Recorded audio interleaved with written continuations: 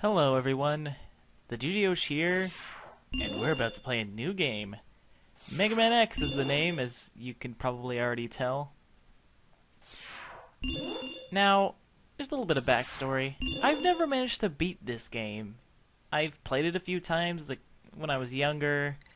I took on some of the Robot Masters. I think I managed to defeat a couple of them, and I even learned their weaknesses, but I've never actually been able to complete this game all on my own. And that's why I'm making YouTube videos about it. The reason being is that I really want to beat this game. I want to play through this game, and I really want to, be successful in completing it, but I've never really had the drive to continue, so I thought that if I start posting on YouTube, people will make fun of me if I don't beat it, so then I'll have to beat it. Or else, risk being made fun of by people over the internet. It's heartbreaking. Anyway, I decided that I'd check out some of the backstory. I've watched this cutscene before. The basics is that Dr. Light created Mega Man, but he was afraid, or Mega Man X, I should say, but he was afraid of Mega Man X's potential for harm, because Mega Man X was actually designed with his own free will. There's this thing called the rules of robotics in Mega Man's world, and that basically means that robots are not supposed to harm people. That's something that they are prohibited from doing. And that's why that Mega Man X is so dangerous. Because he has the potential to make his own decisions, and if he wants to, he can murder all of humanity. So, what Dr. Light does in response to this is that he locks Mega Man up in a capsule, Mega Man X, and over the span of 30 years, the capsule tests Mega Man X, puts him through diagnostics, and what they essentially do is they check to see if Mega Man X is actually safe enough to choose his own path. Because he wasn't necessarily going to be a violent robot, but that's just sort of how the cookie crumbles in video games. It's kind of an interesting backstory, because it really sort of touches on what the difference between a robot and a person is. Like, is there, in Mega Man X's case, is he really any different than any normal person? I mean, in these games, it's sort of, I guess, the narrative is that robots and people are really not that different after all. It's just that robots are goddamn dangerous. Like, these robots have giant masters which destroy roads. But it begs the question that if they're attacking a highway, I think these guys probably have already broken the first rule of robotics that we were talking about earlier. But oh well, let's just play video games and not question the fact that that car is very small. In fact, that is a very small truck. Mega Man X is really tall. He didn't look that tall. Maybe everything is just... Maybe Mega Man X is just really big. And everything that we're looking at is just like a miniature version. Maybe. But there's sort of a interesting side dialogue that goes along with that I've noticed. You see, Dr. Light wanted Mega Man X to be tested before he was released, to make sure that he wouldn't make any, he wouldn't be dangerous, like a threat to humanity as a whole, but what's the point of creating a robot that can make their own decisions if you make sure to test them before you release them? I mean, if you want a robot to have the freedom to choose their own fate and to make their own decisions, why would you test them to make sure that they only make the decisions you want them to make? I mean, he may as well have designed a robot to only act in a very specific way if he's going to make sure that they behave the way he wants them to before he puts them out, you know what I mean? And this starting sequence doesn't really answer many questions either. I mean, why was Mega Man X released? Because it seemed like he was only supposed to be released when the world needed him. Was it because that another, robot similar to him was put out that could make the conscious decision to destroy humanity? I don't know.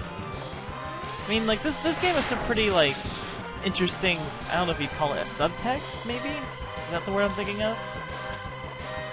it's sort of like, I think it's kind of relevant, because eventually we will reach singularity, and we will have hyper-intelligent robots. So, like, how similar to us will those robots be? I presume they won't look exactly like people, but, you know, it's an interesting thing to think about. I'm standing on a car. That was fun. Anyway, right now, I went on a bit of a rant about Mega Man X, but, you know, interesting discussion. Always want to have discussion on my channel, but anyway, the whole point of this is to destroy car robots who are driving cars. I don't know if that's the most, like, effective thing they could think of, just robots in a car, but you can kill them and ride on their cars. Ow. Second. Son of a gun. What's this? Is there another player in this game? That music is really kind of dramatic. I don't know. Here's our first real boss. Now, this guy is really tough at the beginning of the game. Even I have trouble with him sometimes. The way that he gets right in your face and he punches you, I think I only managed to beat him a couple of times with the kids because of how tough he is, but as long as you time your jumps.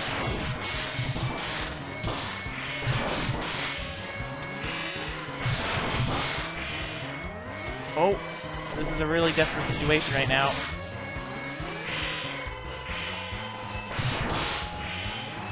No! Uh-oh. Well, is this the end of Mega Man X? Find out on the next episode of Dragon Ball Mega Man X. Nope! Turns out it's 0. You better run. You better get the hell out of there. Vile? That's his name. Anyway, I'm mostly gonna skip through this long-winded dialogue. But basically, Mega Man says he's weak. Zero says, yeah, you're not as strong as him. I'm stronger than you. You're not very powerful, but if you use all the abilities you're designed with, you become stronger. And if you're lucky, you might even not be terrible compared to me. And I'm egotistical, etc. I believe in you, Mega Man X. Yay, heartfelt.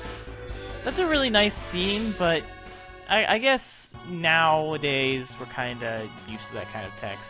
Also, if you want to steal my passwords, go ahead and do it. I don't really care. Let's just skip right past this and hurry up and take on Chill Penguins. My goal is to get 2 Robot Masters done every single episode. Or 2 levels done, I should say, because we're not always going to be fighting Robot Masters. You know, because this game should fly by really quickly, assuming that I don't do a terrible job.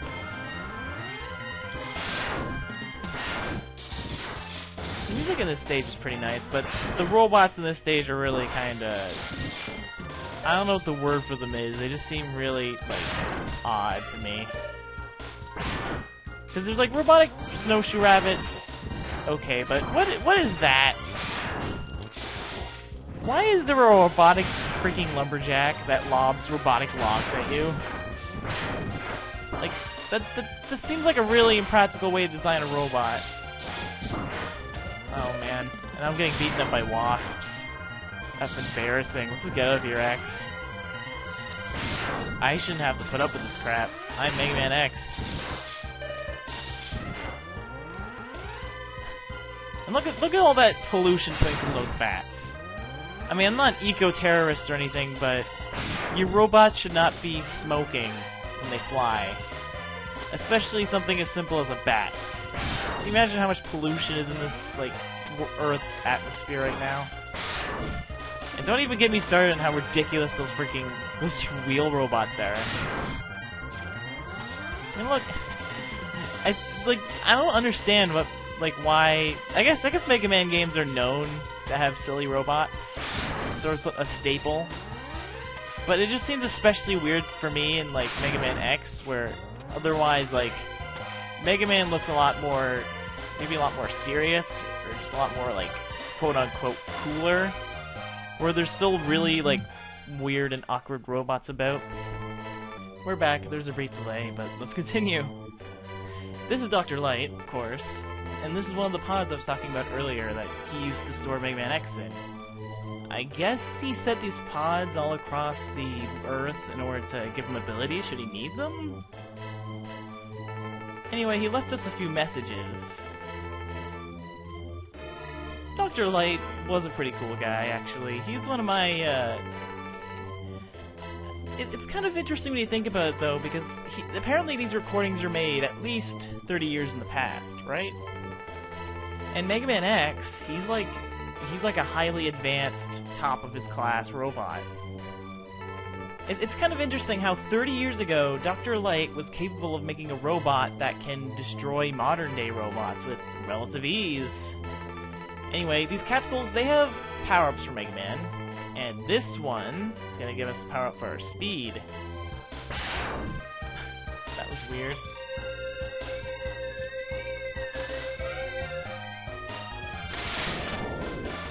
Check it out!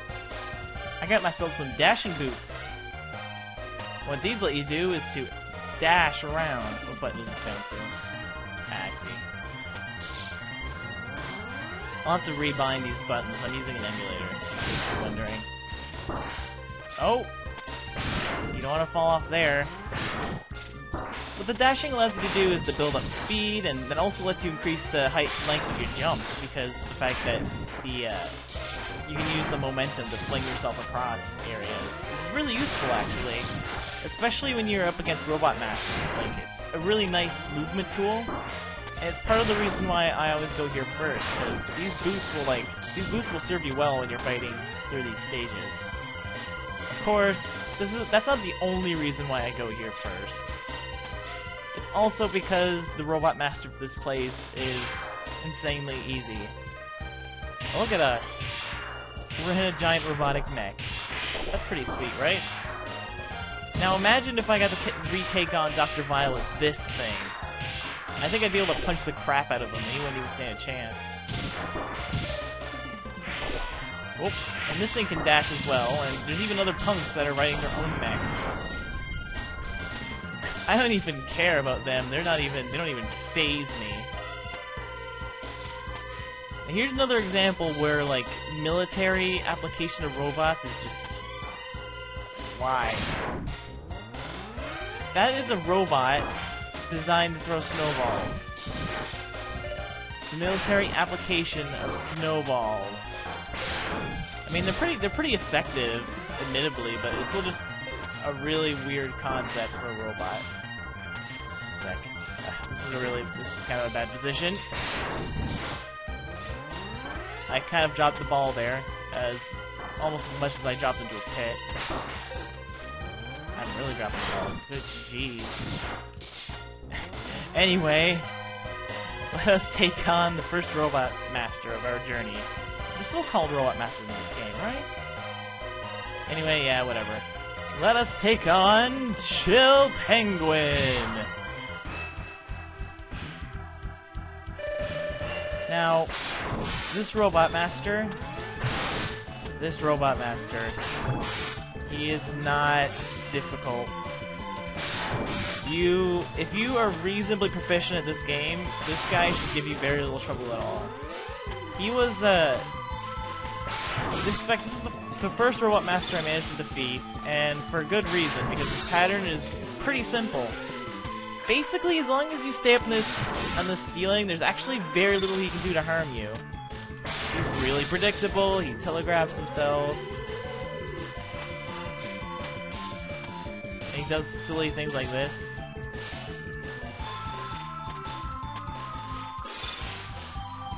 I don't get what the point of those ice sculptures are. It seems to be more of a hindrance to him than it is to you.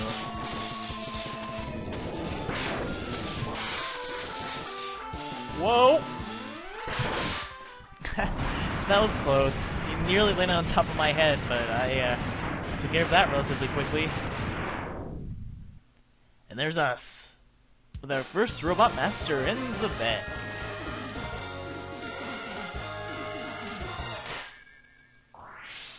As you can see, he's a very simple Robot Master, and you really shouldn't have trouble as long as you keep your wits about you.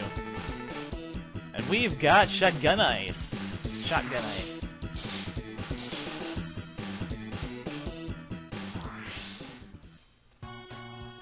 Here's the code, in case you want to cheat and skip work. You cheater. Anyways, that's the end of this part, folks. I'll see you next time when we take on another Robot Master. Bye-bye!